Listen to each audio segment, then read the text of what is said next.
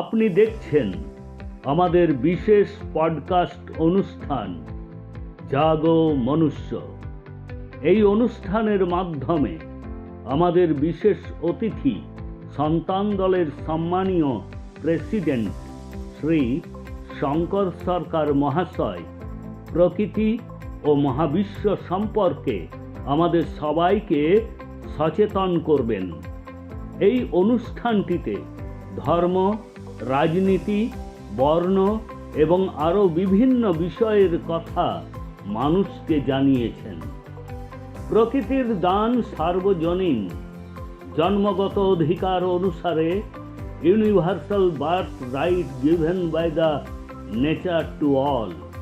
এই প্রকৃতির সমস্ত সম্পদের উপর সকলের সমান অধিকার পাওয়া উচিত।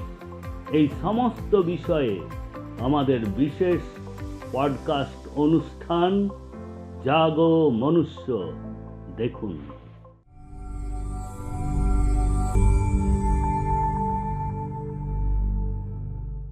রাম নারায়ণ রাম।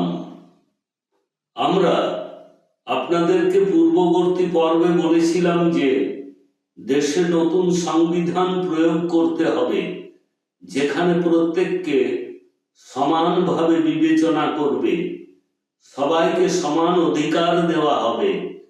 নতুন সংবিধানের রূপরেখা প্রকৃতি অনুযায়ী হওয়া উচিত। সূর্যের কাজ কি? সূর্য নিজেই জ্বলছে। যাই হোক, নতুন সূর্য এর সমতুল্যে এসে গেছে। মানুষ এসব জানে না। এই সূর্য একদিন না একদিন শেষ হবে। আমরা যদি মারা যাই তবে সূর্যও একদিন মারা যাবে। সমস্ত গ্রহ, নক্ষত্র, তারা একদিন মারা যাবে।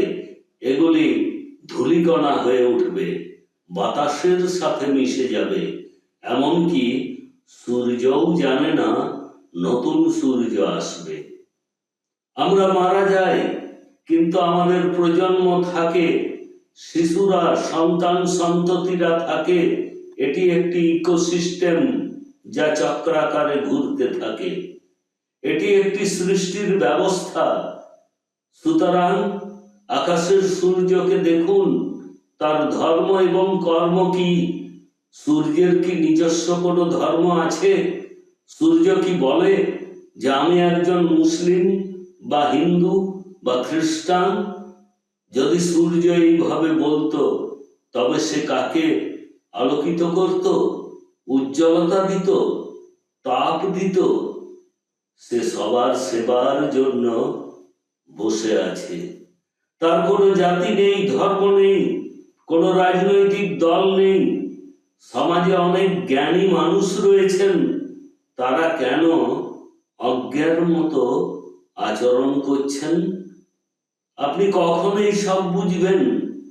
কখন আপনি প্রকৃত মানুষ হয়ে উঠবেন? এসব চিন্তা মনের মধ্যে আসতে থাকে। আমি অজ্ঞ। জ্ঞানী মানুষেরা আমাকে একটু ব্যাখ্যা করে বোঝাবেন। কেউ কি সূর্য ছাড়া বাঁচতে সক্ষম হবেন? বায়ু ছাড়া কি বাঁচা যায়? আমরা কি অক্সিজেন ছাড়া বাঁচতে পারবো? এটাই হলো ইকো ব্যালেন্স। গাছপালা, উদ্ভিদের কি কোনো মূল্য নেই? এসব কি কেবল মানুষেরই জন্য? গাছপালা, উদ্ভিদ থেকে আমরা ফল পাড়ি, ফুল তুলি, তখন কি সে কষ্ট পায় না? একবার ভাবুন, গাছপালা, উদ্ভিদ এসে আমার আপনার মাথার চুল যদি ছিঁড়ে নেয়, যদি বলে এগুলো আমাদের দরকার, তাহলে আমাদের কি অবস্থা হবে? যদি ফল ফুলের দরকারই হয়, তাহলে চেয়ে দেখুন না, কখনো কি গাছের কাছে এসব কেউ চেয়ে নেয়? যদি মানুষের সাথে এরকম আচরণ করা হয়, তবে একজন মানুষের কি হবে?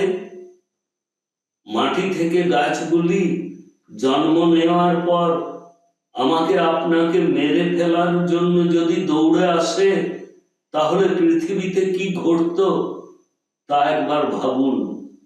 সুতরাং যে ভারসাম্য প্রকৃতি সৃষ্টি করেছে তাকে সকলের নমস্কার করা উচিত, তাকে মানা উচিত। সুতরাং প্রকৃতির নিয়ম, জ্ঞান, ধর্ম বা কর্ম পদ্ধতি বা তাদের আত্মবলিদানের কথা মাথায় রেখে সকলের বিবেচনা করা উচিত। সেটাই আপনার বই হওয়া উচিত।